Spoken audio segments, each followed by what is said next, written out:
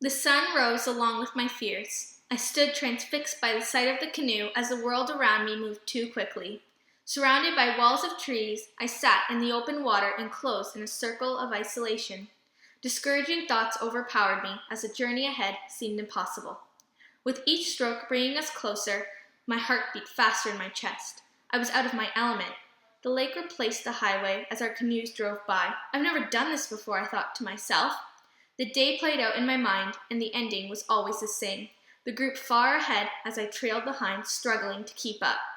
Every muscle within me denied the motion of each stroke. With no end in sight, I was forced to push on. The singing voices of my crewmates faded as the overwhelming doubt in my conscience consumed me. The farther we paddled, the more I focused on the journey ahead, knowing that I'll never make it to the end. Before the portage had even begun, I was already defeated. Staring directly at the sign up front, my fate was sealed.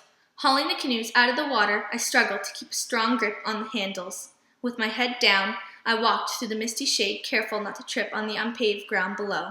Seeing the excited faces of the other campers, I stared at them with ill-concealed helplessness. Were they not seeing what I was seeing? Concentrating on the heaps of dry sacks and boats, I thought to myself, "There's no way I can carry any of that. I'm not strong enough." Standing next to the canoe, my fears became a reality. Grabbing one end with Alexandra on the other, we raised it over top of us.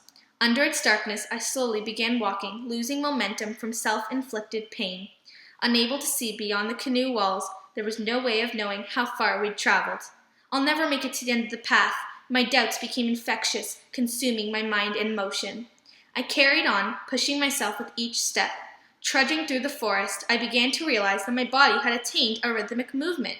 No matter how tired I became, I would not let myself stop. "Keep going, you're almost there," the voice inside me chanted. I'd relieve myself from discouraging thoughts and replace them with positive motivators. The farther we traveled, the louder I cheered. "You can do it! Keep going!" It was as if the weight on my shoulders lightened, and I was marching towards achieving a victory. Wrapped in the sun's warmth, I mightily grasped the canoe, knowing the end was near. A glimpse of the water through the trees became a beacon of hope. We had reached our destination. "You did it," I thought to myself. As I put down the boat, the distant belief of failure was soon forgotten, and a scene of victory filled my mind. Triumph flooded over me as the sound of cheering voices lingered in the air.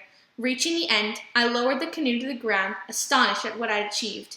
Standing in the forest that once haunted me, I was consumed with pride and respect for the lesson Mother Nature had taught me about myself.